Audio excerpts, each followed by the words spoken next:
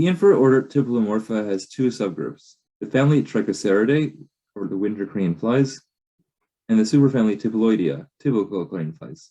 There are a few good ways to tell apart these two groups. Trichoseridae are always brownish or grayish without strong patterning, and the antennae have a relatively short first segment and long and slender antennae overall. Three other characteristics that you can use are often harder to see in photos, but are very precise.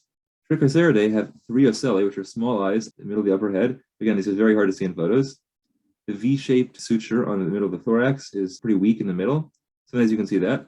And the anal vein, which is this vein in the back corner of the wing, is reduced and it's very sharply curved outward near the base of the wing. If you can see these, this is a very solid way of separating Trichoseridae from other crane flies. In contrast to Trichoseridae, Tipuloidea, typical crane flies, have various colorful patterns in the body and wings. Tipuloidea have a very long first antennal segment, which projects directly forward from the head. And although these are harder to see in photos, you can separate Tipuloidea by not having ocelli, the three small eyes on the head, by having a very strong V-shaped suture on the thorax, and having a long and straight anal vein in the wing. Tipuloidea are widespread and very common.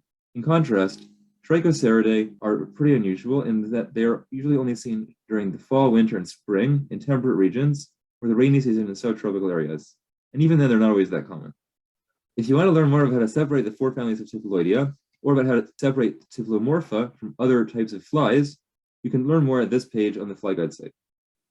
Now for some examples. This photo shows a crane fly, and we can pretty clearly see that the crane fly is drab and doesn't have strong patterning. Also, the first segment of the antenna is relatively short and round.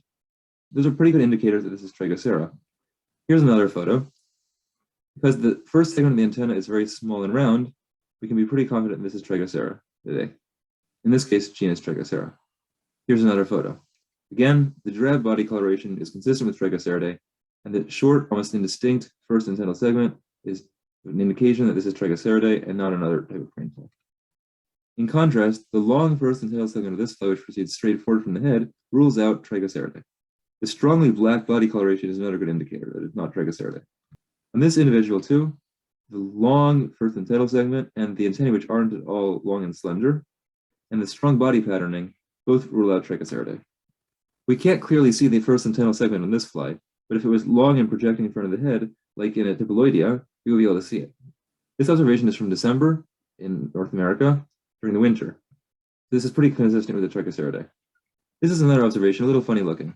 Its first antennal segment is rather thick, but still very long and projecting in front of the head. That's why we can recognize this as Tipuloidea, not as Trichoseridae.